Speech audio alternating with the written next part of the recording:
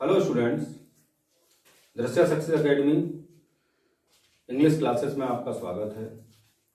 आज हम लोग जिस टॉपिक की बात करेंगे, जैसा कि मैं आपको कई वीडियोस दे चुका हूं पार्ट्स ऑफ स्पीच के, तो उसी वीडियो में, उसी पाठ्यक्रम में आज मैं फिर से आपको एडजेक्टिव पार्ट 4 लेकर आया हूं। अब तक मैं एडजेक्टिव के 3 वीडियोस आपको दे चुका हूं और अब एडजेक्टिव के वीडियो नंबर 4 पर, पार्ट 4 में हम लोग आते हैं। जैसा कि मैंने आपको पिछला वीडियो दिया था, उसमें मैंने आपको बताया था कि एडजेक्टिव कई ऐसे होते हैं जो कि यूज करने में एक दूसरे से मिलते हुए होते हैं, उनमें जरा सा डिफरेंस होता है और उस डिफरेंस के कारण वो एरर में सबसे ज्यादा पूछे जाते हैं। तो जिसमें कई शब्दों के बारे में मैंने आपको बताया था, जैसे कि few, a few, the few, little, a little, the little, each और एवरी। आज ऐसे ही कई और मैं एडजेक्टिव लेकर आया हूं आपके लिए, जिनके बारे में हम लोग इस वीडियो में डिस्कशन करेंगे। आइए हम वीडियो स्टार्ट करते हैं। तो जैसे कि आज मैंने लिखा है use of much and many. अगर कहा जाए तो मच और मैनी दोनों अधिकता दर्शाते हैं। दोनों का अगर हिंदी अर्थ हम बात करें तो निकलेगा आपका अधिक। अब बात यह आती है कि मच का प्रयोग कहां करें और मैनी का प्रयोग कहां करें। तो देखिए, मैंने मच के आगे लिखा है इट डिनोट्स क्वांटिटी, यानी कि मच जो होता है वह हमारा मात्रा दर्शाता है। क्वांटिटी यानी कि मात्रा, क्या दर्शाता है? मात्रा दर्शाता है। और मैनी के आगे मैंने लिखा है इट डिनोट्स नंबर, यह क्या दर्शाता है? संख्या दर्शाता है। It is used always with plural noun and verb, और इसका प्रयोग हमेशा प्लूरल नाउन और प्लूरल वर्ब के साथ होता है। पूरे समझ लीजिए दोनों डिफरेंस क्या है। मच की जब हम बात करते हैं तो मैंने कहा इट डिनोट्स क्वांटिटी। मच जो है वो हमारा क्या दर्शाता है? क्वांटिटी यानी कि मात्रा। जबकि मैनी क्या दर्शाता है? इट डिनोट्स नंबर, ये संख्या दर्शाता है। मच मात्रा दर्शाता है, मैनी संख्या दर्शाता है। और मैनी का जब आप प्रयोग करेंगे तो प्लूरल नाउन उसके साथ होगा और वर्ब भी प्लूरल नंबर में यूज की जाएगी। जैसे कि आपके सामने सेंटेंस लिखा है there is not many water in the bucket. There is not many water in the bucket, यानी कि बाल्टी में अधिक पानी नहीं है। बाल्टी में अधिक पानी नहीं है। अब यहां मैंने लगा दिया मैनी और साथ में नाउन जो लिखा है वो है वाटर। अब भाई वाटर को गिना तो जा नहीं सकता, और जो चीज काउंटेबल नहीं है, जिसको हम गिन नहीं सकते, जिसकी मात्रा ली जा सकती है, उसके लिए मैनी का प्रयोग नहीं होगा। काय का प्रयोग होगा? मच का। तो इसका सही जो रूप बनेगा वो बनेगा there is not much water in the bucket. Clear? तो ये वाला सेंटेंस हमारा एरर है और ये सेंटेंस हमारा सही है। इसी प्रकार से दूसरा एग्जांपल मैंने लिखा there are much girls in the class. Class में लड़कियों की संख्या अधिक है। क्लास में लड़कियों की संख्या अधिक है। अब भाई ये क्लास की बात जब हम करते हैं तो क्लास में कितने भी बच्चे क्यों ना हो, चाहे वो गर्ल्स हो या बॉयज हैं, वो काउंटेबल है, उनको गिना जा सकता है। तो जब गिना जा सकता है, जिसकी गिनती की जा सकती है, जो काउंटेबल है, संख्या दर्शाता है, तो फिर उसके साथ हम मच का प्रयोग नहीं कर सकते। तो हमारा सेंटेंस क्या बनेगा? There are many girls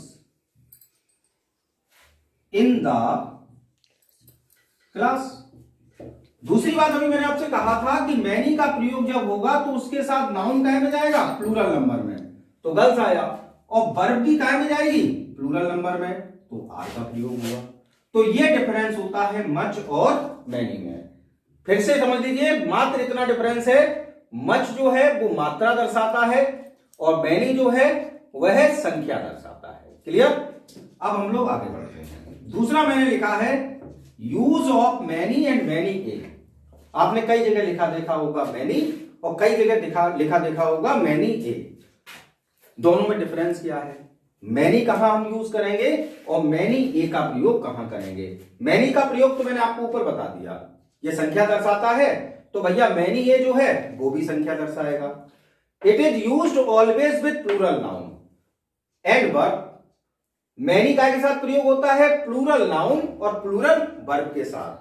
many और मैनी ये में सिर्फ इतना डिफरेंस है कि मैनी ये जो है it is used with singular noun and verb.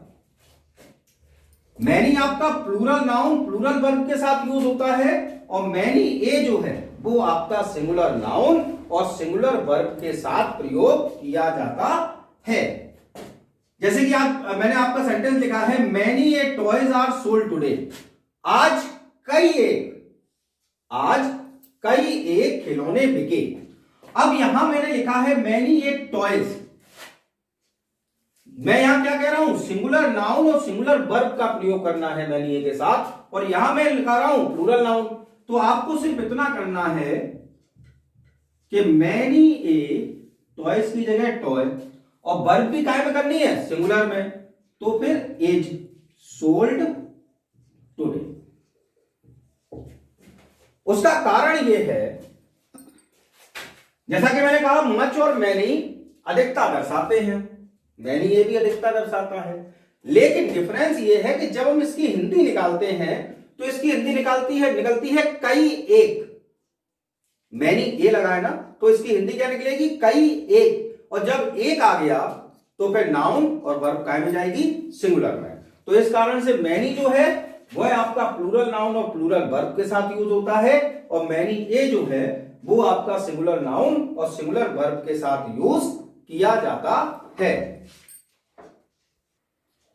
फिर अगला एडजेक्टिव आता है आपका use of either and neither. Use of either and neither, ये सुनिए जरा। आइदर और नाइदर जो हैं वो दोनों एक दूसरे के अपोजिट होते हैं। आइदर और नाइदर एक दूसरे का अपोजिट होता है। आइदर का अर्थ होता है या तो, और नाइदर का अर्थ होता है ना तो। आइदर का क्या हिंदी अर्थ होता है? या तो, और नाइदर का हिंदी अर्थ होता है ना तो। अब यहां यूज कैसे होता है वो आप समझिए। तो जैसे कि हम सबसे पहले आपको समझा रहे हैं आइदर, तो आइदर का प्रयोग जब होगा तब आपको क्या करना होगा, यानी कि it means one of two. यानी कि जब दो में से किसी एक को चुनना हो, जब दो में से किसी एक को व्यक्त करना हो या एक को चुनना हो, तब हम काय का प्रयोग करते हैं? आइदर का। इसका जस्ट अपोजिट होता है नाइदर। नाइदर में it means none of the two. इसका मतलब क्या हो गया? जब दोनों में से किसी को ना चुनना हो तब काय का प्रयोग होगा? नाइदर का। आपको अपने मन मस्तिष्क में बस एक बात याद रखनी है कि आइदर और नाइदर का प्रयोग सिर्फ दो के लिए होता है। दो से अधिक के लिए ना आइदर आएगा और ना ही नाइदर आएगा। जब दो में से किसी एक को चुनना हो तो आइदर का प्रयोग करें, और दो में से किसी को ना चुनना हो तो उस स्थिति में आप नाइदर का प्रयोग करें। जैसे कि मैं आपके सामने एग्जांपल लिखूं, you can take either book, और दूसरा मैं लिख दूं यू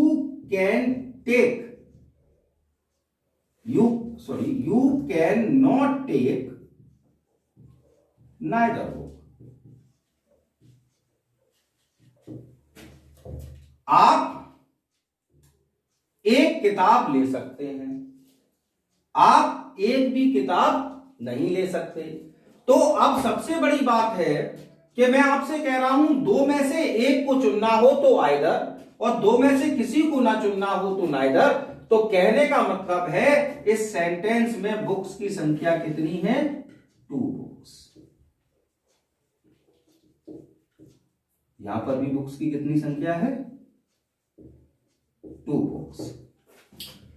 क्योंकि दो से अधिक के लिए कभी भी आइदर और नाइदर का प्रयोग नहीं हो सकता है। इसलिए हम ये मानकर चलेंगे कि आपको जो पुस्तक चुननी है वह दो में से कोई एक चुननी है, और यहां आप दो में से एक भी पुस्तक नहीं ले सकते हैं।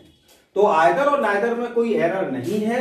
बस आपको इतना समझना है कि आइदर और नाइदर का प्रयोग सिर्फ और सिर्फ दो के लिए होता है। जब दो में से एक को चुनना हो तो आइदर, और दोनों में से किसी को ना चुनना हो तो आप नाइदर का प्रयोग करेंगे। उसके बाद हमारा आता है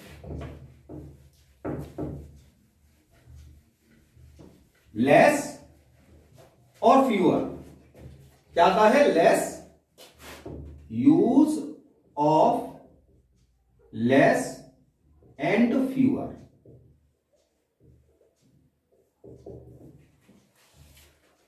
लेस कम, फ्यूअर कम, यानी कि दोनों ही शब्दों का अर्थ क्या होता है?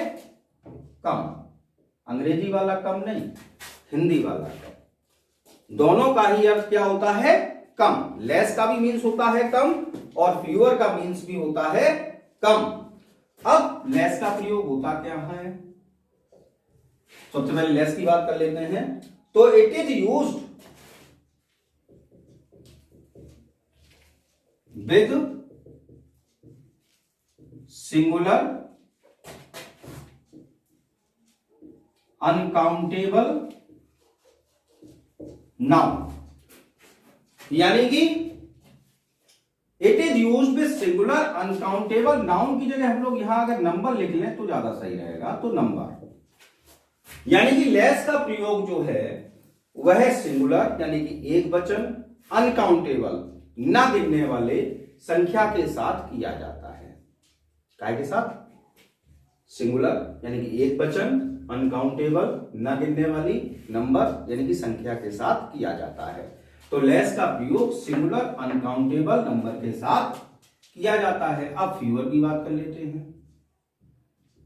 फ्यूअर जो है वो हमारा कैसे प्रयोग होता है?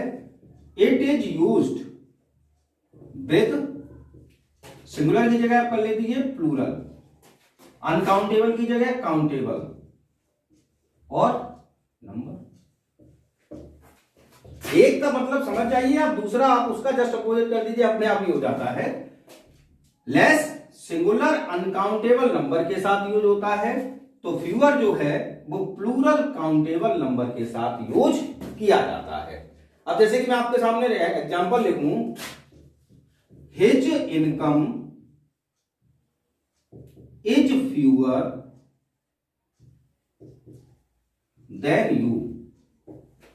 एक तो एग्जांपल मैंने ये लिखा, और मान लीजिए दूसरा एग्जांपल मैं लिखूं, जैसे कि there are less boys than girls in class. ये दो एग्जांपल मैंने आपके सामने लिखे।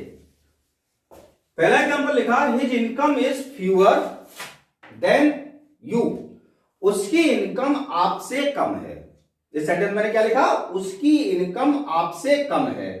दूसरा, there are less boys than girls in class. Class में लड़कों की संख्या लड़कियों की अपेक्षा कम है। दोनों का हिंदी अर्थ सही निकल रहा है, कोई दिक्कत नहीं, क्योंकि लेस का मीन्स भी होता है कम और फ्यूअर का मीन्स भी होता है कम। अब जरा सेंटेंस देखिए। लेस मैंने कहा सिंगुलर अनकाउंटेबल नंबर के साथ यूज होता है। Singular uncountable number. अब पहले तो मुझे ये बताइए, जैसे मैंने इसमें इनकम लिखा, इनकम तो सिंगुलर हो गई, अच्छी बात है, क्योंकि वर्ब भी सिंगुलर में लगी है, आपका सही है यहां तक। तो हिज इनकम इज। अब प्रश्न ये है, फ्यूअर देन यू, यहां मैंने फ्यू लगाया, फ्यूअर लगाया। फ्यूअर का प्रयोग हम कब करते हैं? जब नंबर कैसा हो? काउंटेबल।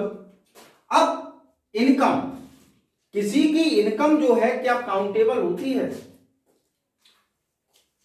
कुछ लोग समझेंगे कि हाँ काउंटेबल होती है, हम जितना कमाते हैं वो काउंट तो किया जा सकता है।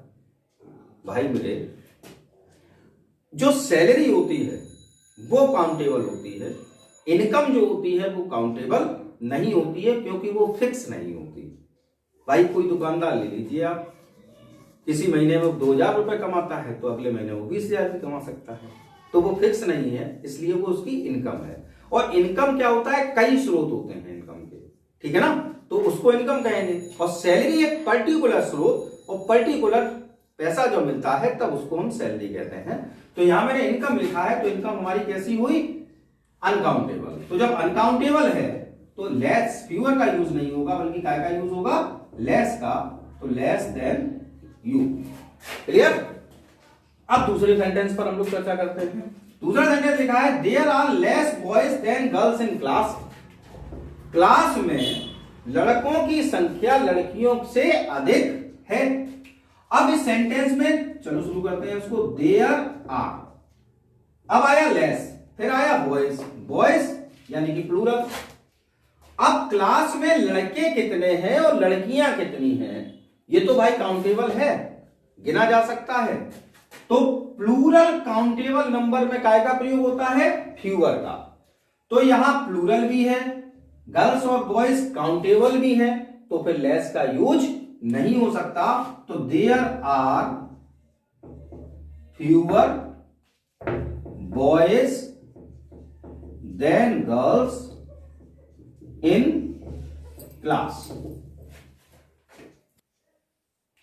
तो ये लेस और फ्यूअर, आई होप अब आपको समझ में आ गया होगा, अब गलती नहीं होगी। लेस जब आ जाए तो समझ लीजिए अनकाउंटेबल के लिए यूज होगा, और वो भी कब, सिंगुलर में। और फ्यूअर जब आएगा वो तब आता है जब नाउन हमारा प्लूरल होगा और कैसा होगा, काउंटेबल, जैसा कि मैंने अभी आपके सामने लिखा है। आई होप आपको समझ में आया होगा और वीडियो भी अच्छा लगा होगा। तो अगर आपको मेरे वीडियो समझ में आते हैं, अच्छे लगते हैं, कुछ आपको नया ज्ञान प्राप्त होता है, नई चीजें, छोटी छोटी जो कॉन्सेप्ट हैं, जो एरर्स बहुत अधिक देते हैं, मैं उसी पर फोकस करके आपको ये वीडियोस दे रहा हूं। तो प्लीज मेरे चैनल को अधिक से अधिक सब्सक्राइब कराइए, शेयर कीजिए, लाइक कीजिए, कमेंट कीजिए। और अगर किसी को कोई भी प्रॉब्लम आए जिसमें आपका कोई क्वेरी हो, तो मैं यहां अपना कॉन्टैक्ट नंबर भी दे रहा हूं, मैं पहले भी दे चुका हूं। इस नंबर पर आप कॉल करके या व्हाट्सएप करके मुझसे संपर्क कर सकते हैं। वीडियो देखने के लिए बहुत बहुत धन्यवाद। Thank you.